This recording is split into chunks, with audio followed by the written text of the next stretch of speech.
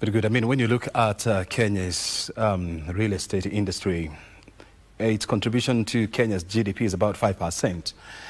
And it's an employer of an estimated 700,000 people.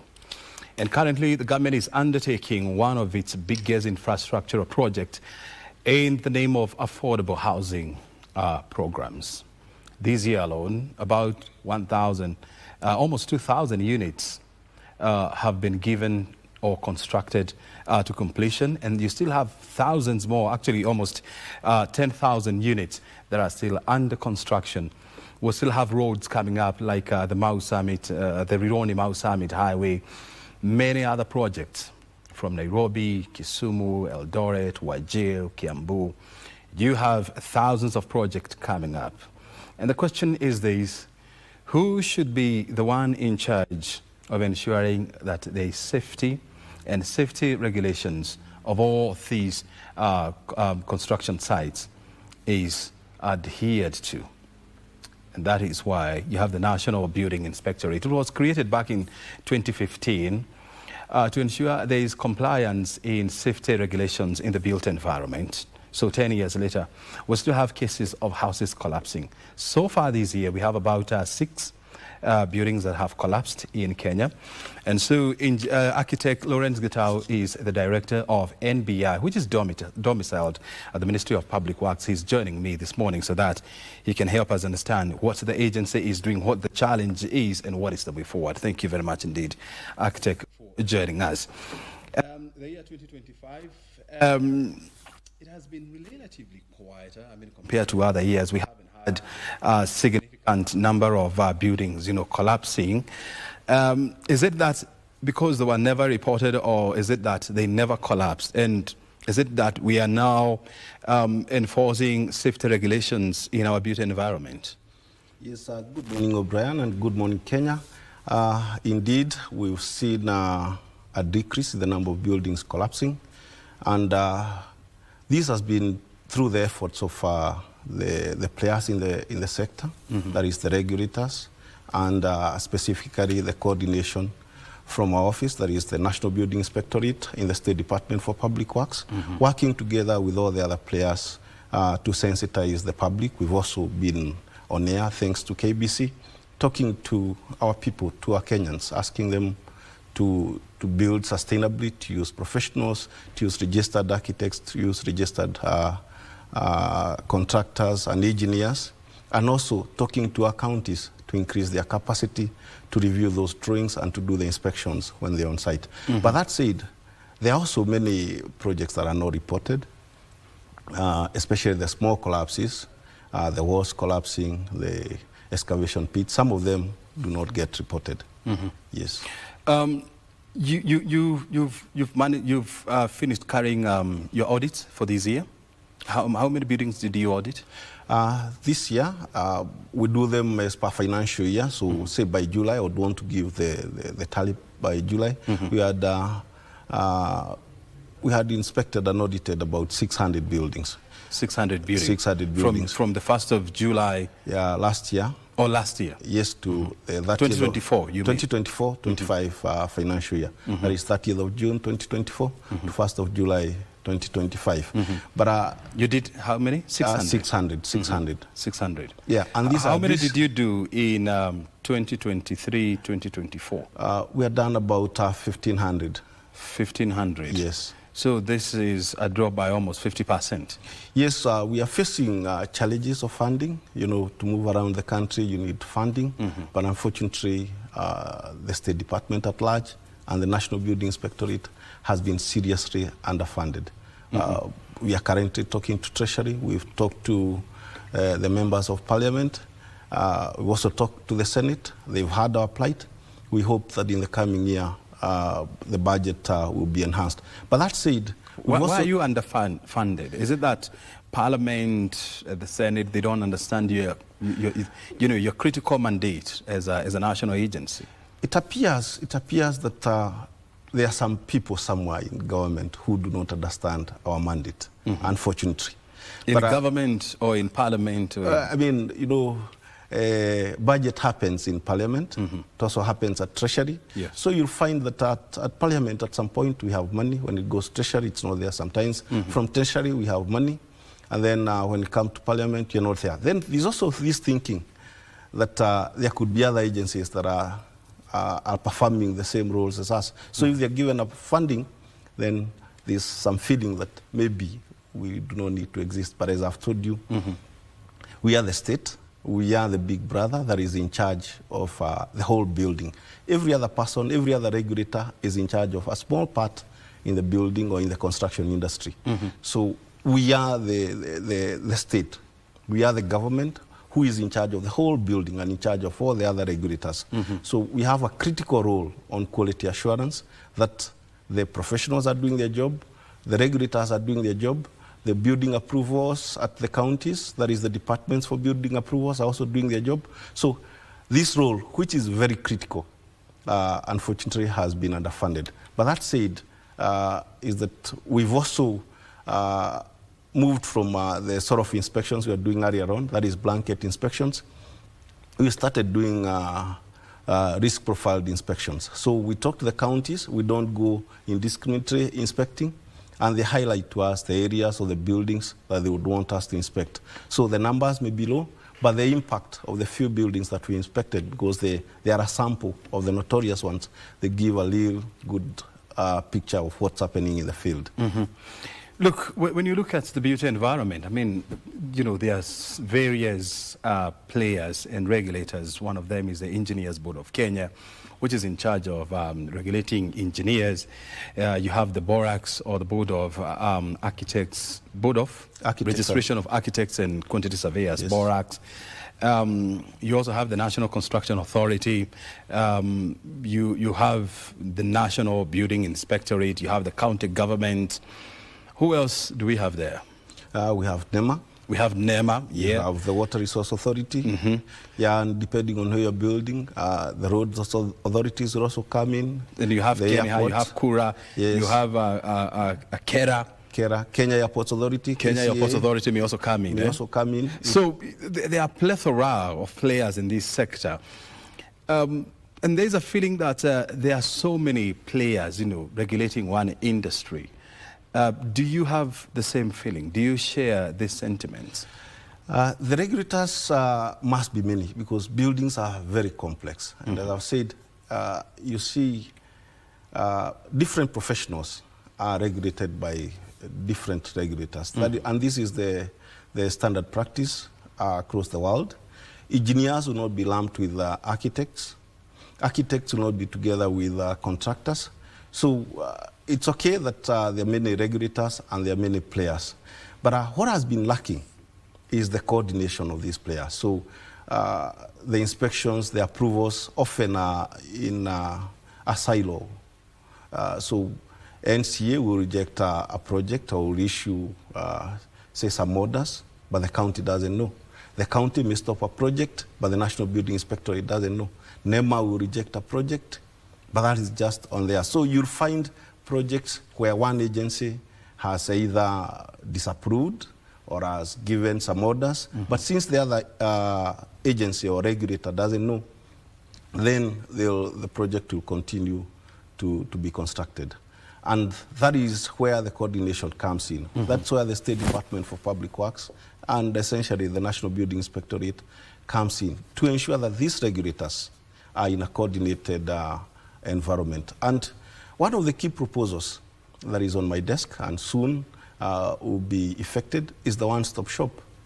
You know, for us to be to have a coordinated and regulated built environment, these players, in as many as they are, they must work from the same point. And the best practice out there is you have one point that is one-stop shop, where buildings are approved, where everybody gets information, where the public is able to see what's happening, so that there are checks and balances in the process. And so, from where you sit, the National Building Inspectorate should be the mother of all these agencies, ensuring that each and every one of them is playing their role according to the rule of the book. Yes, correct. Are you facing any opposition from the other players? Definitely, of course, when your mandate seems to be that big, of course, there are people who will say that you're doing their role. But if you look clearly, each of these regulators, EBK, the other is the Engineers Board of Kenya, is regulating engineers, and we have no dispute with them. The architects, the boards of registration of architects and conservators, they are regulating the architects. The counties have their mandate on development control, a mandate that they are not doing very well.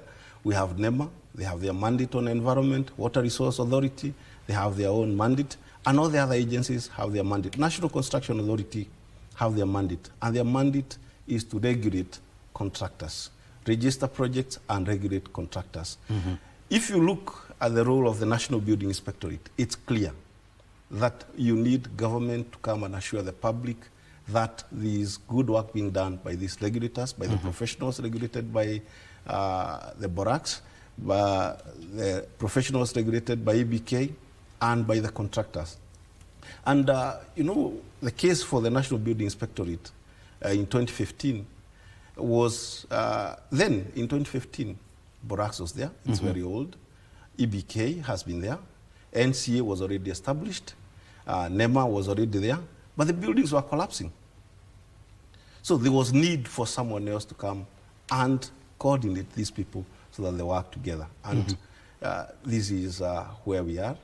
And we hope that we could transition to just being seen as inspectors and auditors to be a building safety regulator. O'Brien, I'll tell you, the future of this country, with the way we started building, we are living up there in the skies, very many meters above the ground. The challenges that we had, and as you've rightly said, the collapses have gone down. Yeah. We are likely to see 0 collapses in the near future, possibly in the next 2-3 years. Because on that area of structural integrity, we've worked very hard, and people now know that if you build wrongly, if you don't use professionals, if you don't use the right materials, if you don't mix your concrete well, your building will collapse. But the next catastrophe, just like in the other developed world, it will be on fire. Fire and fire safety in those tall buildings. You know, last week we were in the Senate with the CS, our CS Wahome and PS Joel for Public Works. And you know, there was a question on accessibility. And the question is on a 24-floor building. If there's a fire on 12th floor, what happens to the people with disability? How do they get down? We have buildings here with no fire escape routes, or with fire escape routes that allow smoke during a fire. We have buildings here that have lifts, but there's no lift that is a fireman's lift, so you can't access it during a fire. So these are the issues, and these issues are going to bring a new conversation on how we approach our building, how we review our buildings at approval, and how we inspect them. And as has happened, you know, we have cases that have happened. Last week, I think this week, there was one, I think, in Indonesia. Yeah. A 7th-floor building, 20 people died. There was also another one in Hong Kong. Yes, Hong Kong, yeah. Not a very tall building, but there was a fire and people were unable to escape. Now, look at Hong Kong. It's a fairly developed country with practices much better than ours, with better fire engines and many. Better infrastructure. The infrastructure is good. Better skilled workers. But still, people died in that building. Yeah. If you look at the fire in London in 2017. The Grenfell Tower. The Grenfell Tower. You know, 72 people died in London. A first world country. You can imagine. And the fire took about, was it 3 days to put out? Exactly. And there was also another fire. Was it in Boston or where, in the US? Yes. There have been fires in these buildings. And you know, this issue of fire in Kenya has just been in slums. You know, we hear fire in Mukuru, fire in Toy Market, fire in Gikomba, fire in Mathare. But we've not had serious fires in high-rise buildings because our buildings were not that high-rise. I think the farthest people are staying is about 6 floors, 7 floors. But today, we have people living on 24th floor. Even on 40th floor? Even on 40th floor. So these issues are coming home.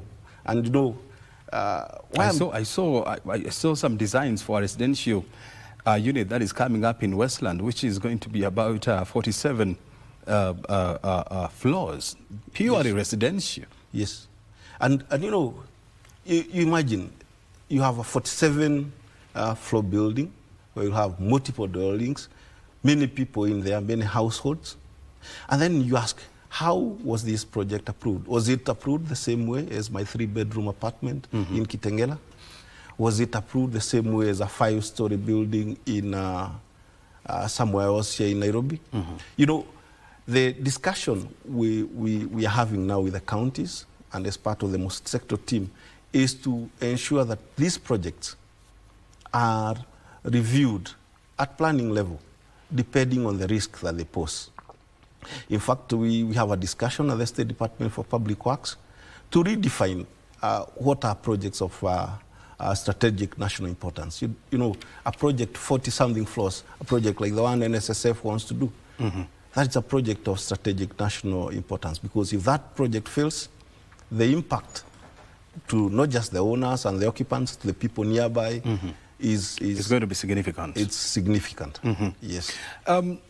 I know, and I have heard these, that there are discussions to turn the inspectorate into an authority that is going to be in charge of ensuring that safety regulations and you know, is adhered to, you know, in the built environment. Do you want to give us an update on that? It's still a bit too early, but the thinking is ongoing. The paper has been done. It will be in cabinet early next year. We would want to transition the authority, I mean the National Building Inspectorate, to an authority, essentially a building safety regulator.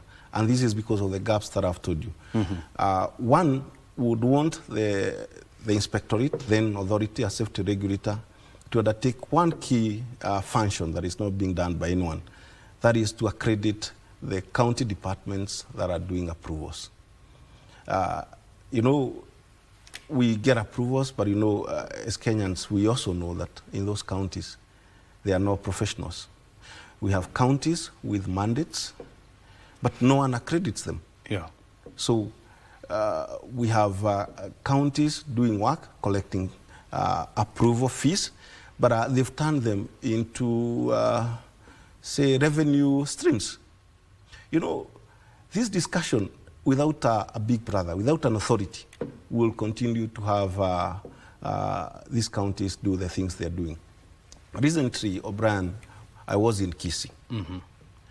In Kisii County, and I'm sure my governor is listening because I told him the same, we do not have an architect, we do not have a single engineer in the building control department. Kisii County. Kisii County. And you know, Kisii County, if you look at the diaspora remittances report from Treasury, Kisii County is receiving a lot of money from the diaspora. And you know, most of the money coming from the diaspora is going to buildings. The money from Minnesota. And they don't have an engineer? There's no engineer there. They don't have the services of an architect? Nothing. So how do they approve buildings? They just stamp them. You know, this is what I'm saying. Without due diligence, without... You know where we are as a country, and I think we need to rethink. We need to rethink how we do things. You cannot be a county, you're building buildings, you want people to be safe, but you do not employ an architect, you do not employ an engineer. And when you do, they are not registered by EBK, they are not registered by Borax. And these are the people you want to assure the public that the buildings they built are safe. So we've turned, that is at that basic level, building plan approval, we've turned that function into a revenue generation stream. And you know, the best practices... Do they have a spatial development plan in Kisii County? Most counties have spatial development plans, but you know... I saw a report, it's about 19 of them. Yes, a good number of them. But you know, those development plans are so global. They are at a very high level. What counties need, including our big city here, Nairobi, are zoning plans. The zoning plan goes to the individual plot and to the immediate neighborhood. So the zoning guideline tells you, if you're on a plot, these are the meters you need to leave from the plot boundary. These are the meters you need to leave from the road. And this is the height, this is the density. That none of this country has. Not even Nairobi County? Not even Nairobi. You know, we had there's a case where I think Rafter Road, and there's another one that is Parklands. Parklands. You know, there's a case that the judges had to tell the county to put the act together. You cannot be approving buildings when you have no guidelines. You know, it's like we're in the jungle. You can do anything or you don't know what to do. And you know, possibly why this has been done so, you know, it creates a chance for corruption. And I saw that building approvals and permits was one of the top revenue earner for Nairobi County in the financial year 2024-2025. Yes, correct. Did I see something like that? Yes, yes. And they're doing these with total disregard of laid out procedures of the law. And so what is the remedy for this? As I said, of course, devolution was good, but I think there are some areas that we devolved too early before we had the capacity for those functions. You know, development control is such a key issue in terms of safety, because that is the entry point. If you get a bad building approved, you know, the process, garbage in, garbage out, you get a bad project approved, then definitely that project will be bad. The remedy is to have third-party review, and this third-party review, I'm saying, either from a regulator like ourselves, that is National Building Inspectorate or the State Department for Public Works, all accredited private sector engineers and architects, to give third-party review that whatever is being done is fit for purpose. And as you said, Nairobi County and many other counties, this is a revenue stream. You know, approval fees, and Kenyans should ask themselves, when I pay approval fees, what am I paying for? Is it a tax because you're not paying property tax? Or is it for a service? Essentially, approval fees, and this is the best practice world over, should be pegged on recovery cost for ensuring that the services are being offered. So the approval fees should be fees to pay architects, to pay engineers, to pay inspectors, to review the drawings, and to review the work on site. When you look at all the counties, and we have 47 of them, how many counties have embraced or have hired qualified and certified engineers, architects, quantity surveyors, and such? Essentially, all counties are at fault, but there's something that is helping this process. You'll see in Kisumu, they've given that process to the city. And, you know, the cities have some funding from World Bank. You can imagine, we have to be forced by an external person to recruit professionals. The only place where we have professionals is in the cities, the municipalities, because of these. And right now we have about 119 municipalities? Yes, yes. In those ones, they're being forced by the World Bank. By the World Bank. External powers. External powers to hire competent people. So why wouldn't they hire services of architects? Is it that they are too expensive or what? Or they don't see the point? Or maybe they don't even know they need to hire them? No, I think they do. I think they do. Before this constitution, we had the local authorities. The local authorities had architects, had engineers. But when we came in, you know, we are in a very highly politicized environment. And, you know, architects and engineers, if you don't pay them well, of course, one, the pay is not that good in those areas. And then the environment may not be conducive because it's highly politicized. But beyond that, I think we also have a people. You know, we can blame government for not doing its job, but essentially our people also love shortcuts. They are not keen on hiring professionals. So it starts with us. I'm negligent, or I know there are regulations, but since I know I can pay someone some small fees, my things can be approved. So from us, if we were insisting as people that I've done my work, it's been done by an architect, but you are my governor, you are my county member of assembly, go and say that we need people, competent people, to be able to to be hired or to be procured. But again, you know what happened after devolution? The counties employed very many people, but not in the key resort areas. So since hiring people is a way to get voters, is a way to please constituencies, it's a way to give back to the blocks or to the wards that gave you more votes. So the counties have a lot of, I mean, if you look at how much they're using of their revenues to pay staff on recurrent expenditure, they've already surpassed the limits as per the law. They're all above 30%. Yeah. So essentially, they would want to hire, but they have no resources. Others have other issues, complex issues, and these are also the way we structured that approval process. The planning regulations also have a weakness. They're not very keen on who should be in that department. So you find the staff establishments, and this is what we are reviewing with the counties. We started with Kisii. You look at their staff establishment, in as much as I'm saying they don't have an engineer or an architect, there's no provision for one. But they're doing the services of an architect or of an engineer.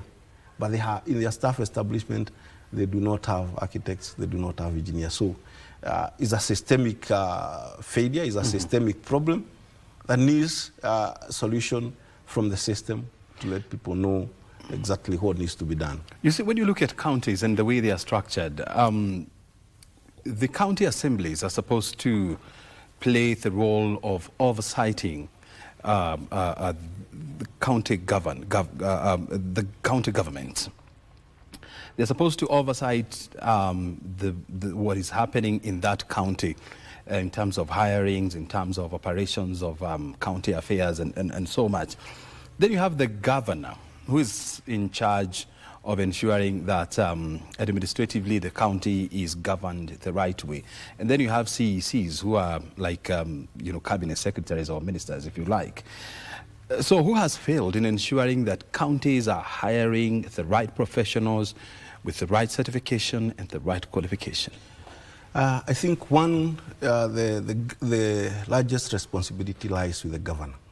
With the governor? Yeah, the governors of our counties have the mandate because they are the CEOs of those counties. You know, in these issues, what is lacking is leadership. So if the governors have the will, the political will to hire the right people, it will happen. But that said, the MCAs, as you said, the members of county assemblies, they have a very serious role to oversight. But do the MCAs know that it's part of their oversight to ensure that there are safe buildings in those counties?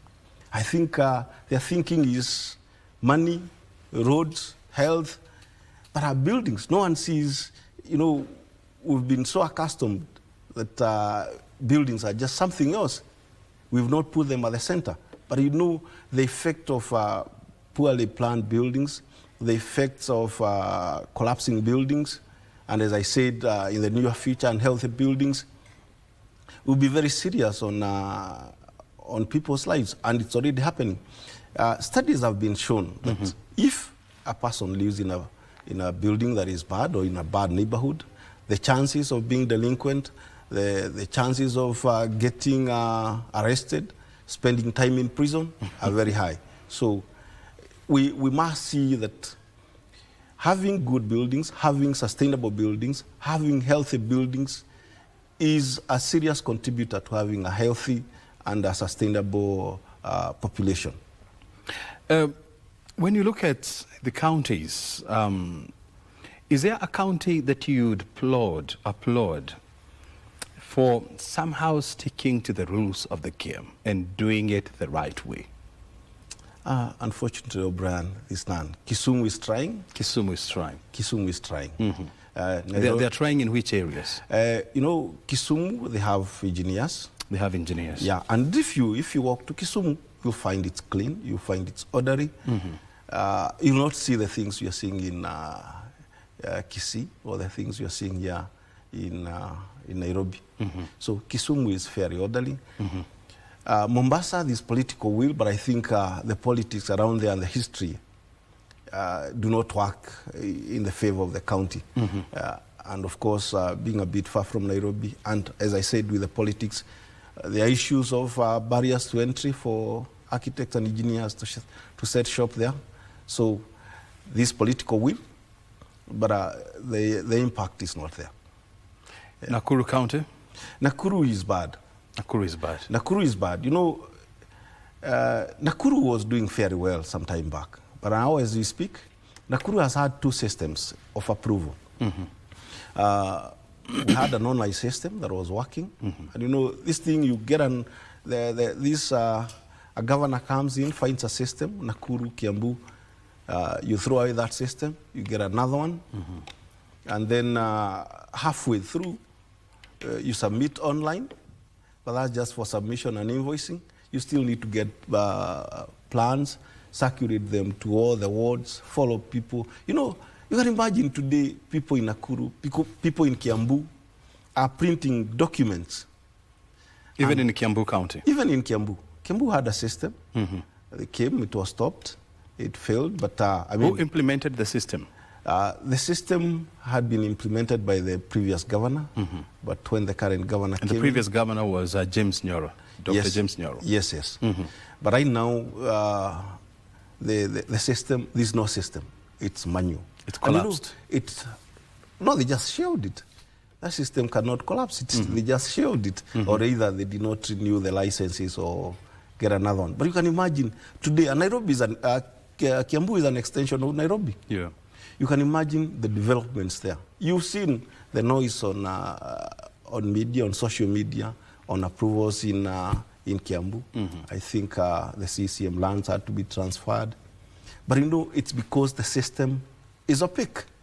Because you do not know when you go to Kiambu. You do not. And Kiambu is the second highest urbanized county in Nairobi. Correct. I mean, in Kenya after Nairobi. Correct. And those are the issues we have. And as you have rightly put it, I mean, Kiambu County is by extension, is an extension of Nairobi. It's part of the larger Nairobi metropolitan area. So we would expect that Kiambu, Kajiado, Machakos, and Nairobi would be leading. What about Machakos? Machakos is not very bad. But you know, there's a part of Machakos that is also Nairobi. Mulolongo. Yeah, Syokimau. Syokimau. Yeah, those areas. Machakos is not that bad. Nairobi? Nairobi is bad. Nairobi is bad, O'Brien. I'll tell you. It's the center of, it's the capital city of Nairobi. It's the center of power. It's the center of all the bad things. So why are we doing badly as Nairobi? You know, I look at our people, and you know, we have developers who've come. You know, Nairobi, because of its strategic space it occupies in this country, attracts more investment than every other city.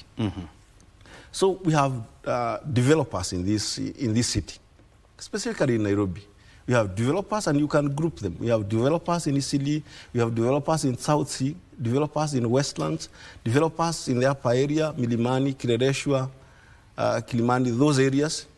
These developers have somehow colluded with the powers that be to get anything approved. But you know, as I talk to Kenyans, you know, people, a developer, you know, there are not many. They can corrupt the system. But you know, after they build these houses, they do not live there. It's you and me who lives there. Yeah. We can show them the red card. Tell them you build bad buildings, will not occupy. And they will be forced to play by the books. Right now, if you go to Isiri, it's beacon to beacon buildings, apartments in there with no light, apartments in there with no ventilation. The same thing is happening to Parklands, Fifth Avenue, and the rest of the spaces. If you go to Kireleshwa, same thing almost. Kireleshwa, not beacon to beacon, but when you live 1 feet or 2 meters or a meter from the boundary, then you go 24 floors. It's beacon to beacon in Kiambu? Kiambu, beacon to beacon. If you go where I was saying Kisi, is just as bad. So when you do these buildings, essentially what the Kenyans should do, because the buildings, some of them have been put up, we are making efforts to ensure that whatever else will come in will not be that way. When we receive the plans being circulated, especially through NEMA, we make our comments, and we hope these comments are effected. So in future, this may change. But for the current stock, I would ask the Kenyans, If you want to rent that building or if you want to buy that apartment, it looks nice, has nice lights, nice paint. It may not collapse. But as I said, the next issue will be fire. Please let it be inspected. And our county governments, in their fire departments, are wanting. They don't have proper search and rescue services. I am hearing there is a growing discontent in the way some of these counties are being run. And as you rightly put, some of these counties are of national strategic importance. A county like Nairobi. Nairobi is not just important for Kenyans. Nairobi is important for Africans and for the world. It's the diplomatic hub of Africa. It's now competing with Ethiopia. There is a growing call that we need to relook at the management of some of these strategic cities. And there are a number of them. You have Kisumu, you have Mombasa, you have Eldoret, you have Kiambu, you have Machakos, you have Nairobi. There is a growing realization that these counties and these cities, they need to be managed by proper professional bodies appointed by professional agencies, be it the Public Service Commission, be it the Office of the Presidency, and such.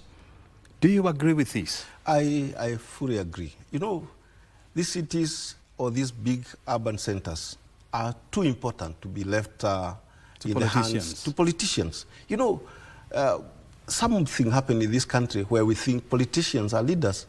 Politics and leadership sometimes are very different. You know, and it's not right that we should be able to elect the person who regulates us. Nowhere in the rest of the professions or in the rest of the world, you can appoint your regulator. O'Brien, you are regulated by the media council. You cannot go and vote, all of you who regulate you. The regulator must be government, must be someone whom you can't threaten. But now what is happening with the counties, the governor is, elected by the people.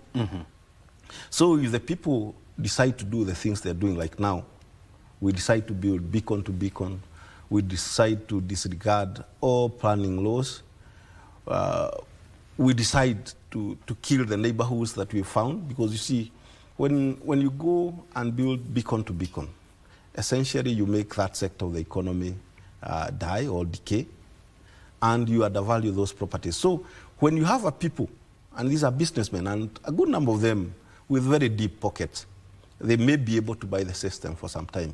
We cannot let our country, our city, our future in the hands of people who can be bought with small money and they have no vision for the country.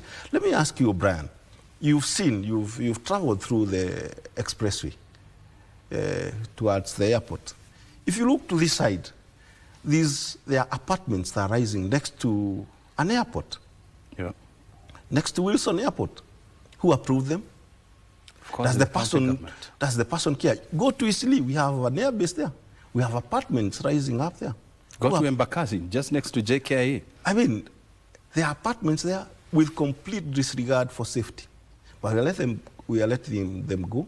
We are letting them get approved. You know, the management, it may not be the whole city. We may leave some part of the city for the people to have their governor.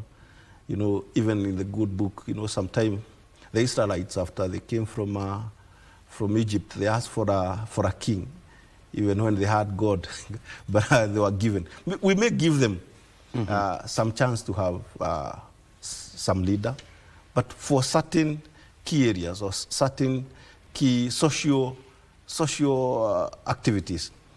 But there are serious matters in this country that need professional leadership. That and none of them left to politicians to determine. The politicians should keep off some of these areas. Because, for example, when you look at the city of Nairobi, and I just want to use, for example, the expressway and the lower deck. There's a road there called Mombasa Road. When you look at the upper deck, the expressway, it's very well lit. It's very well organized. If there's an accident, it is addressed very fast. Sure. And traffic starts to move. On the lower deck, you have the old Mombasa road. No working lighting. The furniture, the road furniture is chaotic. You have trash along the highway. And this is the first interaction of visitors to Kenya, because the moment you get out of JKIA, you connect to Mombasa. And so some of these cities are too important. They're not just, Nairobi is not just important for Nairobians. True. It is important for the rest of Kenya. It is important for the rest of the region, Africa, and the world. And so the Nairobi, the National Building Inspectorate, I mean, you are in the Ministry of, forgive me if I get it wrong, the Ministry of Housing. It is the Ministry of? Lands, Public Works, Housing and Urban Development. I am very much interested in urban development. Correct. And so your ministry is the one which should spearhead urban development. What is the ministry saying, and what is the ministry doing when we see the kind of chaotic development agenda that we are witnessing in our urban cities, in our urban centers? The ministry at large, I mean, the ministry and especially the Department for Urban Development, together with Public Works, we are working with counties. Mm-hmm. One of them, we have quite a number of donor-funded projects to bring capacity to the counties, like the one I'm telling you on municipalities. Yes. The funding that is going into the counties and that is forcing the counties to get the professionals is through the ministry. Beyond that, we are sensitizing the counties, and we are rethinking some of the regulations, and especially the physical land use plan. You'll see the other regulations, like the other acts of parliament, like the National Construction Authority is also right now under review. So we can see. But beyond this, there's something else we want to do. You know, the counties came, but I think we did not, some of these, as I said, some of these departments, we had not thought them clearly. At some point, there was thinking that Public Works is devolved, urban development is devolved, and the staff that was left at the ministry were very few in both departments, Public Works and even in urban development. If you look at what we've done, and now this is where we're moving, urban development was left to do markets, some street lighting, some bit of planning, national planning, a bit of it. But in terms of checking and assisting the devolved counties on matters development, urban development, we had no feasibility. We didn't know what they're doing. So right now, as we speak, there's a system that is being developed where the cabinet secretary, that is the minister, would see what's happening at the counties so that everything is visible. But right now, we've just been having every county working like they are in a different country. They have their own laws, they have their own politics. Yeah, but we are moving towards doing something. Help me understand this. I mean, the president has been talking about moving Kenya into a first world country. And he's working with a timeline of 2035. With counties the way they are structured, can they move us to Singapore? Maybe O'Brien, I would ask that question a bit differently. With us Kenyans electing the sort of leaders we're electing at the counties, are we going to get to Singapore in 2035? And the answer is no. We must change. You know, I want to start from Kenyans. You know, when you elect that MCA who cannot read or write, if you elect that governor who has no vision, just had money to bribe people around and get into a position, I mean, we can't get there. Because, see, the president has a vision, and a very clear vision. But you see, the president cannot achieve this vision without the rest of the country. And you know, there are two governments. There's a devolved government, and there's the national government. They must be in the same, we must be in the same page. You know, part of being like Singapore is ensuring that the place of professionals is safeguarded. But if these are the counties where you find they have hospitals with no doctors, They have doctors who go on strike and we do not want to pay them. We have, as I've said, urban development departments with no architects. We have revenue officers stamping buildings. We have towns. Revenue officers. Revenue officers. We have towns. Stamping building approvals. Exactly. It's a, you know, the people. Isn't that a criminal offense? It is. But, you know, our regulations are also very weak. You know, so who should regulate that and ensure that the right people are stamping the right documents at the county level? Essentially, the county should self-regulate. But for it to self-regulate... If they can't? If they can't, there is need for the state. Because this is where NBI comes in. That is where NBI and the State Department for Public Works come in. Because, you see, the issues of safety in buildings or elsewhere cannot be left to one player. Because it's everyone. Mm-hmm. Yeah, so there's the need for the state to come and regulate and check if we have inspectors in a county, in Machakos, are they competent? If you have development control officers inspecting buildings, mm-hmm. are they competent? Is their process, also competent? Is it good? How often do they check? We have National Construction Authority officers. They're going around, they're inspecting. Is what they're doing, are the officers going there competent? Is their process also good enough for purpose? Because, you see, we have buildings that collapse. Like now, I'll give you an example, the last one in Kisii.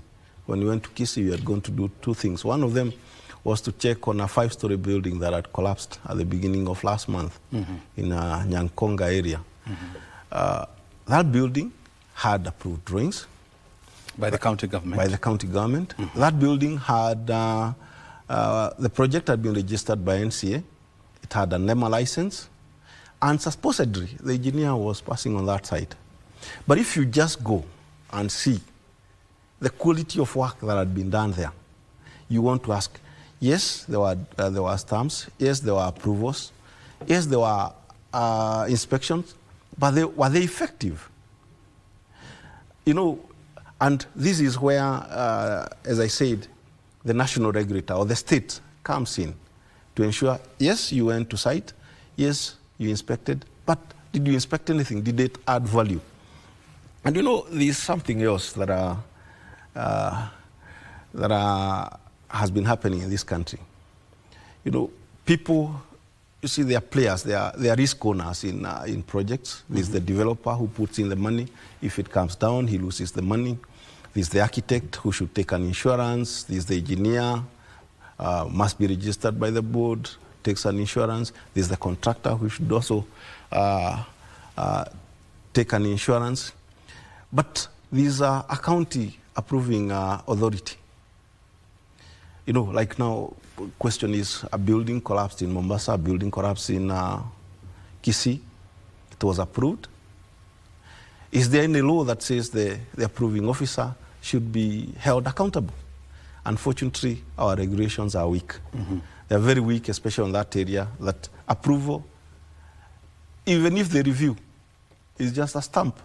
They do not take any responsibility. You cannot hold them to account. So we need to progress to change that so that if you approve and you collect fees, mm-hmm. you must review. Because the purpose of government is to assure the public that all the other players are doing the right thing. Mm-hmm. Yeah, so starting with the county, if you approve, like now the one I'm talking on in Kisii, if you look at the drawings, you know, you ask them, you stamp them, they're illegible, you can't read them. They're incomplete. They are inconsistent. It's a 5-level structure. Are you planning to press charges against people who allow that to happen? We give advisory to the competent authorities. That is the National Construction Authority? Yes, and of course, you know, some of them are criminal. Mm-hmm. Yeah, so that is the DCI and the others. Yeah, we share our reports with DCI. Mm-hmm. Do they take yes, any action? Sometimes they do. Sometimes? Sometimes, yeah. I would not say always, sometimes. Mm-hmm. And sometimes we do not get very good cooperation, but we are working on it, as I said, sometimes, mm-hmm. yes. Architect, I mean, when you look at our Singapore dream as being championed by the president, I mean, it is premised on the realization that where we are not in a good space. our urban centers are not fit for purpose. We don't have, our design of urban centers is poor. Our pollution in our urban centers, is getting to critical levels.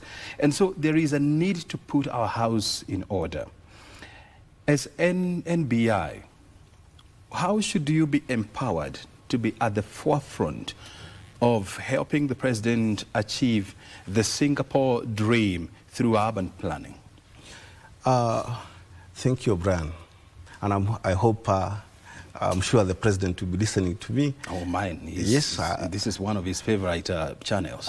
Good. So, I mean, the National Building Inspectorate and the State Department for Public Works needs to be empowered to take up its role as the champion for development control and for policy.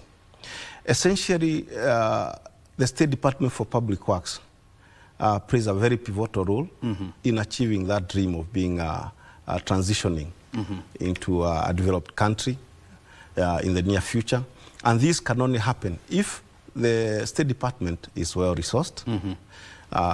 There needs to be enough funding for the State Department, because for us to change that culture, we need to ensure that the professionals that have been educated in this country find meaningful work. We want to be Singapore, but our architects and our engineers are riding motorbikes while quacks are getting their plans approved. And we have an industry, if well thought out, can be able to employ all these people and of course get others from the region. If you look at the numbers, like the ones you had just mentioned, this year alone, up to say October, the county government of Nairobi approved projects worth about 200 billion. 100 billion shillings. If you work those figures backwards and see what would be the fees for architects and engineers, that money, even if they charge half that percentage, but essentially they should charge what is in the law, is enough to employ all the architects and all the engineers in this country. And the ripple effect of this is that you'd have engineers with sustainable farms. They're able to give attachment to the young people. So the issues we have with the youth will now end, because they would find mentorship, they would find places they would work, places they would be able to get money and also be able to get experience. And this would also transition now also to the contractors. We are talking about employment, but often it's good to ask ourselves, what sort of employment are we getting? Yesterday, I saw you with the Department for Urban Housing, and there was a question on someone, can we get permanent employment? Of course, you may not get permanent employment with contractors, but you can be able to get contract employments. We have, in the industry, we've decided to be completely informal, that a contractor employs people either weekly, pays them on Saturday, pays them on Sunday. You go to those people doing those big projects, maybe the only person could be on a short-term contract is the foreman or somebody. The rest, they just come and go. The effects of informality. If you are not assured that you get a salary at the end of the month, you cannot be able to secure some facility from the bank. So the goal would be to resource public works and to get the National Building Inspectorate as the steward of a system that would transform the industry and formalize the work. And this, we've already conceptualized it. If we had a one-stop center in approval and building management system with stewardship from the State Department for Public Works, we would be able to formalize all these processes, ensure that our architects and our engineers are well employed, they have enough work, ensure that our regulators, ABK, Borax, and the others also do their job, and NCA as we speak. And with this digitized system, where we have sustainable offices, sustainable contractor firms, and sustainable regulators. You know, our regulators are also suffering. You can imagine, we have a regulator like Borax, with no government funding, relying, this year they also reduced the funding for EBK. You know, you have a regulator in charge of such a key component of the vision, but with no funding. Wow. So Borax is relying on the small fees or the small charges, license fees per year to survive. In that way, you find they'll not have staff. They'll not have enough staff to move around and essentially get their mandate. And the same with the State Department. No funding, no budgetary allocation. Yes. And because we have to wind up, Architect Gitau, I want you in 1 minute to tell us a well-capacitated National Building Inspectorate, a well-capacitated State Department for Urban Planning, how will it help Kenya achieve the Singaporean dream? A well-facilitated and supported and financed State Department for Public Works and National Building Inspectorate will be able to have presence in the whole country. And this presence will be to assist the counties and to assist every other person out there to ensure that they achieve their dream, to ensure that the policies, the built environment policies that we are in charge of are being effected by the counties and by all the other players. So a State Department that has presence, like say Ngao, where you have chiefs and everyone all the way to the grassroots. But this can only happen if you have enough resources, if you have enough, that is financial and human resources, to be able to be in those places, to be able to be in those discussions at all the ministries and everywhere. And this way we would be able to, of course, as I said, be able to be that, play our part as that important cog in achieving the vision that the President has for this country. Very good. Architect, thank you very much indeed for joining us this morning. Now it's afternoon. And of course, for being generous with that insight. Your time is highly appreciated. Thank you very much, O'Brien. Very good. Well, you have been watching this check coming to you live from our national headquarters here at Kenya Broadcasting Corporation. I can see the time is coming up to 12:01, and we must give way to Kurunzi Mashinani. But I just want to leave you with this thought. The President has been very keen. Next stage. And he has been giving an example of Singapore. And what makes Singapore very unique among societies is the fact that they are highly efficient. That is number one. And things. And number two, people make the systems to move. You have a role in delivering Kenya to that much Singapore dream. And so as a Kenyan, you have a role to play. It is your responsibility to help the President and help the government to achieve the Singaporean dream. My name is O'Brien Kimani. Thank you very much indeed for joining us. We've been here for the last almost 2 hours, you know, oozing nothing but great conversations around empowering women in business and, of course, safeguarding our built environment. This is what we do every Thursday. Remember, Kurunzi Mashinani is coming up next. My name is O'Brien Kimani. As I said, have a good afternoon.